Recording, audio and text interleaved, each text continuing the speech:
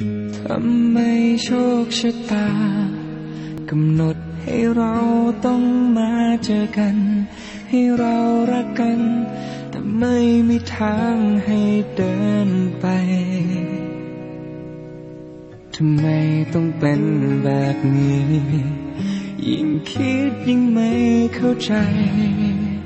เจ็บเพียงใดที่ต้องทนดูเห็นเธอไปต่างทำได้เพียงมองตาบอกคำว่ารักในใจถึงแม้จะรักเพียงใดก็ต้องฝืนใจลาน้ำตาที่มีวันนี้ขอใช้แทนคำร่ำลามันถึงเวลาที่เราต้องจากพลาดกันไปไกลเสียใจเหลือเกิน